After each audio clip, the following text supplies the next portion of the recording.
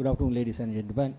My topic is improved model for use of geographical information system to the Sri Lanka Army. Gentlemen, you can see the sequence on the screen. First, the introduction, aim and objectives, methodology, data collection, data analysis and result, evaluation, and after that, the conclusion. Introduction. This research was carried out to introduce an improved model for effective use of GIS technology in the Sri Lanka Army. In order to do that, I studied what are the GIS applications that we use during the humanitarian operation and at present. When considering the current GIS usage in the Sri Lanka Army, I found that most of the units are using GIS. Among them, Artillery Regiment shows the highest. In comparing with other countries, we are not successfully using GIS application for logistic, administration, and training. As an IT officer in the Sri Lanka Army, I thought of introducing a fully GIS solution to the Sri Lanka Army with comparing the other modern armies. With that, gentlemen, I will come to the aim. The overall aim of this research is to examine the use of GIS in the North and East War as a case study, and then to formulate a set of guidelines for effective use of GIS in the Sri Lanka Army. With that, the objectives. There are 4 objectives. The first one is finding how GIS technology used during the North and East War. And the second one is finding on how GIS technology affected on the war. And the third one is finding on benefits achieved and constraints. And the last one is analysis and recommendation on how to improve the use of GIS technology in the Sri Lanka Army. Methodology. The applied research methodology for this research was inductive approach. For that, combination of quantitative and qualitative methodologies were used. To gather the quantitative data, I used questionnaire and document review. To gather the qualitative data, I use interview, observation, and case studies. Finally, to theorize the findings, deductive reasons was applied for quantitative data and inductive reason was applied for qualitative data. Data collection. You can see some of the selected resource person for interview and questionnaire. Most of them are involved in the war and others are in the administrative state.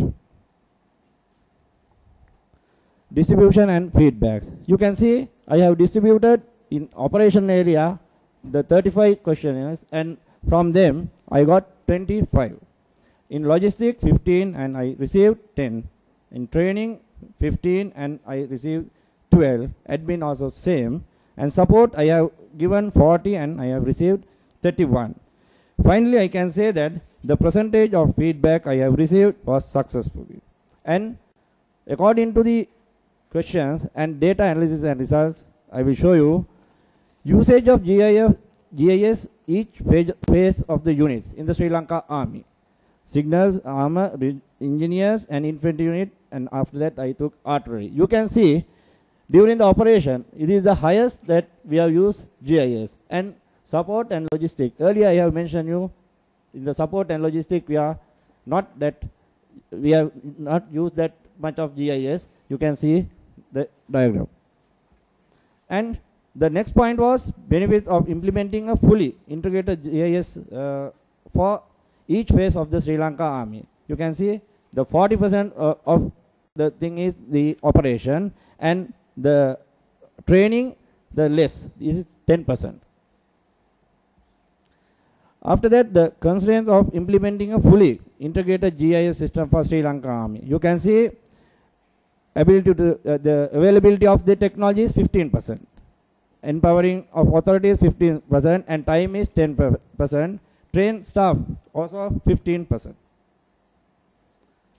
The conclusion and the recommendations for a fully integrated system, and here I have based on the research findings, and there should be a training institute and train all army officers and other ranks.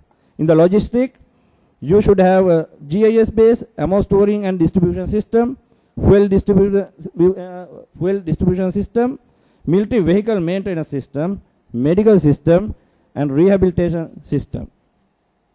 When you consider the administration, there should have a GIS-based personal information system for the entire army.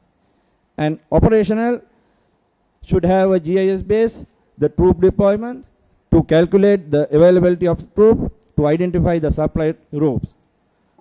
And for the specialized unit like Armored Corps, to identify the type of soil, since they are using heavy vehicles, to decide the kind of formation to be adopted, to identify where the repair and recovery elements would be and how they could be used. And last, the artillery regiment, this is the most important thing. They have to know to establish what are the places that they have to establish the command post, to set up the defense for gun positions, to detect the range to be applied and register the target. The engineers to detect how much mines are required to cover the area and what are the types of mines that they are going to use, to identify where the laying of mines and where are the enemy routes, to identify the density of mines needed for each area. At last, finally, it can be concluded that the recommended guidelines for fully integrated GIS system for the Sri Lanka Army has been formulated successfully. To formulated guidelines can be applied to both administrative and operation purpose in the Army. Thank you very much. Thank you to all speakers.